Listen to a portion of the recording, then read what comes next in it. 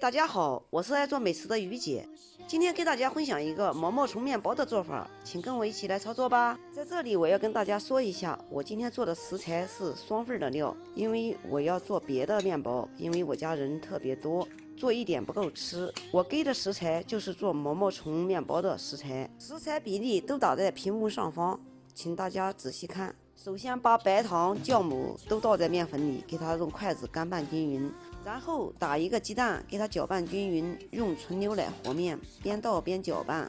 搅拌至大面絮状时，下手开始揉面，随便揉一揉，揉成一个偏软的面团。上面拍点油，防止表面风干，盖住盖子，醒花15至20分钟，然后再来揉面。醒花20分钟的目的就是省点力气，让面筋自己形成。像这样醒出来的面放在案板上，随便揉一揉，很快就能揉出膜，特别的省事儿。揉面包面必须像揉衣服一样，给它推出去，再给它拉回来，重复这个动作，大约揉至10来分钟。检查一下，现在面筋基本是在扩展阶段，这个时候就可以加黄油了。黄油加进去以后，还像搓衣服一样进行揉搓，把黄油揉搓均匀以后，进行摔打的方式，再进行摔打大约10分钟左右。检查一下，出膜的像这种程度就可以了，不需要揉出手套膜，因为这做的是毛毛虫面包，要求的没有那么高。然后随便揉一揉，给它揉光，上面抹点油，盖上盖子，醒发至2倍大。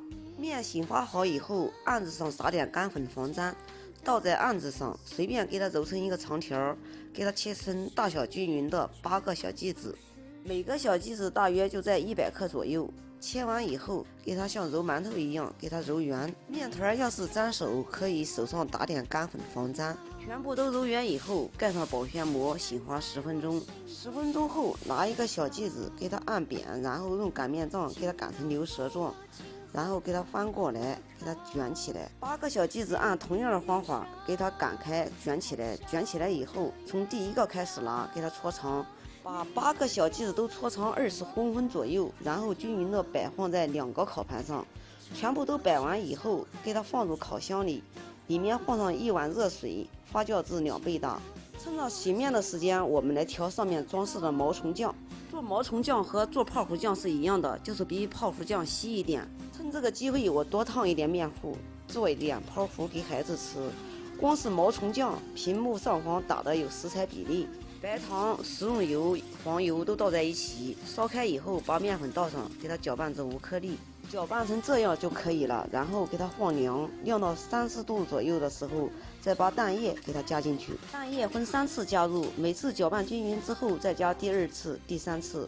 加完以后搅拌至偏稠的面糊糊，像这样可以往下滴落就可以了。把调好的酱装入裱花袋里，前面绞一个小孔，均匀的挤在面包上。在挤毛虫酱的同时，烤箱上下火200度也在预热着。你看一下，现在已经挤好了，现在拿进去烤。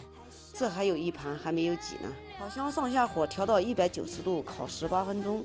烤箱的温度只是提供给大家一个参考，具体温度还是根据你家烤箱来定。趁着在烤面包的时间，我们把这一盘的毛虫酱给它挤好。这一盘毛虫酱挤好以后，上一盘的毛虫面包就该烤好了。让大家看一下，哇，这个颜色太漂亮了。翻过来看看底部怎么样，底部也很完美哦。看一下，给大家一个近镜头，看一下有食欲吗？非常的蓬松暄软哦。说着说着，第2盘也烤好了，给它出炉看一下，哇，颜色也好漂亮呀。看看底部怎么样，底部也不错哟，看一下。好了，今天的视频就给大家分享到这里吧。我是于姐，如果你喜欢我的视频，请不要忘记关注我哟。感谢您的观看，我们下期再见啦。